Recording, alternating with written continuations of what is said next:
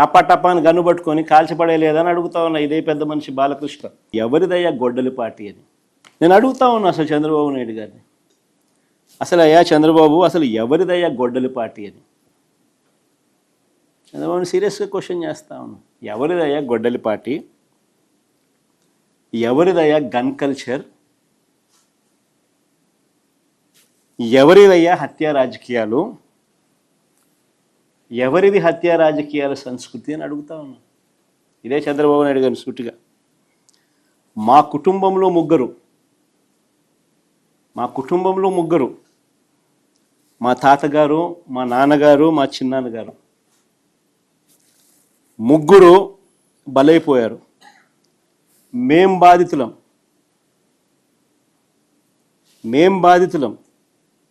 కానీ మాపైనే వీళ్ళు తప్పుడు రాజకీయాలు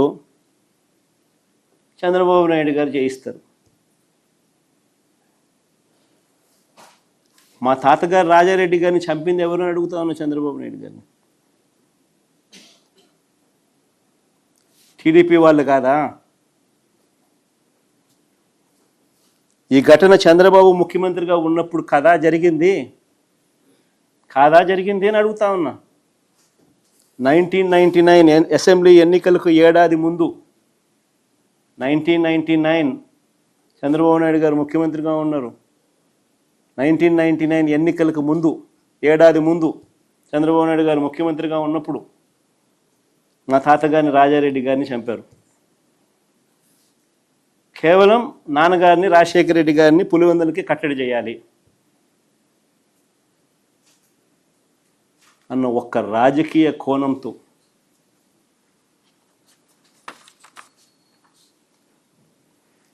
ఆ కేసులో దోషులను బరితెగించి హైదరాబాద్ తెలుగుదేశం పార్టీ సెంట్రల్ ఆఫీస్లో ఎన్టీఆర్ ట్రస్ట్ భవన్లో పెట్టి అధికార దుర్వినియోగం చేసి వాళ్ళని రక్షించినారు, జైలుకు కూడా పంపకుండా.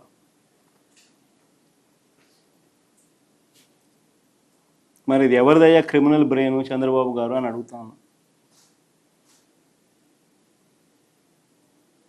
ఎవరిదయ్యా క్రిమినల్ బ్రెయిన్ అని అడుగుతాను చంద్రబాబు నాయుడు గారిని. మా నాన్నగారి విషయంలోనూ అంతే. మా నాన్నగారు చనిపోక మునుపు 2-3 రోజుల కిందట అసెంబ్లీ సమావేశాలు జరుగుతూ ఉన్నాయి అప్పట్లో. ఆ అసెంబ్లీ సమావేశాలు క్లిప్పింగ్స్ ఒకసారి చూడండి మీరు కూడా. చంద్రబాబు నాయుడు గారు అన్న మాట అసెంబ్లీలో, నువ్వు అసెంబ్లీకి ఎలా వస్తావో నేను చూస్తానన్నాడు. చంద్రబాబు నాయుడు గారు అన్న ఈ మాట తర్వాత 2-3 రోజులకి నాన్నగారు చనిపోయారు. Helicopter accident.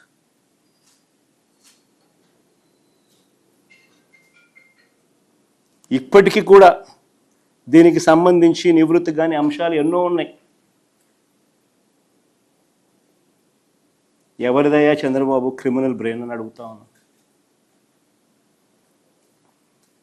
మా చిన్నాన్న వివేకానంద రెడ్డి గారిని ఇదే చంద్రబాబు ప్రభుత్వంలో హత్యకు గురైన మాట వాస్తవం కాదా అని అడుగుతా ఉన్నా.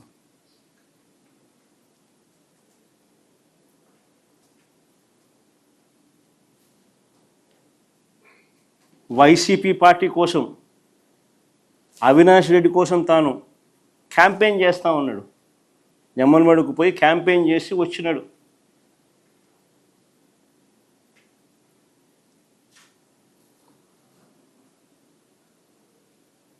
పైగా తానే వివేకం చిన్నాన్నను హత్య చేశానంటూ సాక్షాత్తు టీవీలో లైవ్ టీవీ షోలో చెలరేగిపోయి విచ్చలవిడిగా మాట్లాడిన ఈ దస్తగిరి అనే వ్యక్తి, చంపిన వ్యక్తి, నేనే చంపాను అని చెప్పి విచ్చలవిడిగా చెలరేగిపోయి మాట్లాడాడు టీవీ లైవ్ షోలో ఈ దస్తగిరి అనే వ్యక్తి.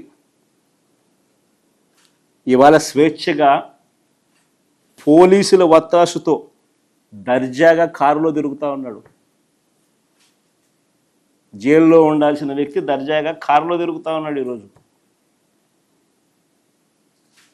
అంతేకాదు అంతేకాదు పైగా చంద్రబాబు లాయరు సిద్ధార్థ లూత్రా, దస్తగిరి లాయరు కూడా సిద్ధార్థ లూత్రా.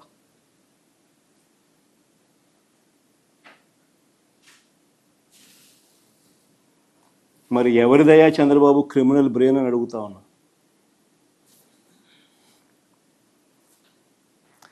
రాజకీయ లబ్ధి కోసం ప్రలోభాలతో హంతకులను రక్షించడం, నిర్దోషులను హింసించడం ఈ కేసులో జరుగుతూ ఉంది. ఇదేగా చంద్రబాబు అని అడుగుతా ఉన్నా. ఇంకొక ఉదాహరణ, చంద్రబాబు గారి బావమడిది వియ్యంకుడు బాలకృష్ణ గన్ పట్టుకొని టపా టపా అని ఇద్దరిని కాల్చి పడేయలేదా అని అడుగుతా ఉన్నా. టపా టపా అని గన్ను పట్టుకొని కాల్చి పడేయలేదా అని అడుగుతా ఉన్నా. ఇదే పెద్ద మనిషి బాలకృష్ణ, చంద్రబాబు నాయుడు గారి వియ్యంకుడు, టపా టపా అని ఇద్దరిని లేపేయలేదని అడుగుతా ఉన్నా. ఎవరిదయ్యా గన్ కల్చర్ అని అడుగుతా ఉన్నా. ఆ తర్వాత సాక్షులు ఉండకూడదని చెప్పి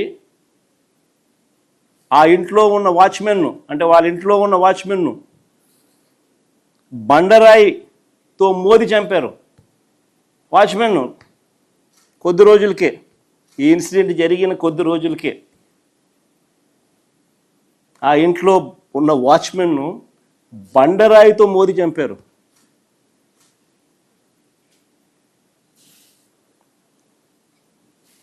ఇంకొక ఇన్సిడెంట్, పాపం ఎన్టీఆర్ గారి అబ్బాయి హరికృష్ణ గారు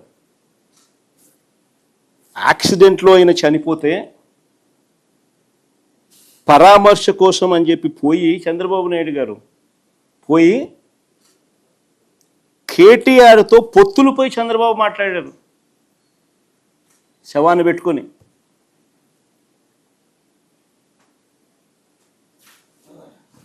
మరి ఎవరిదయ్యా శవరాజకీయాలని అడుగుతా ఉన్నా.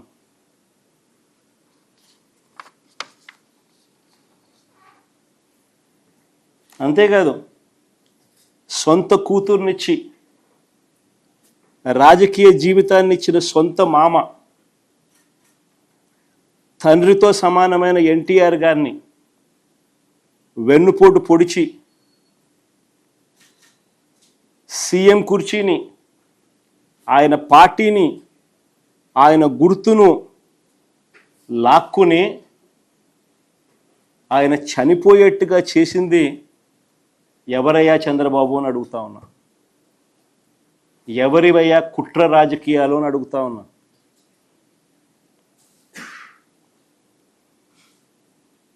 మరో ఇన్సిడెంట్, వంగవీటి మోహన్ రంగారావు గారు ఒక టైగర్,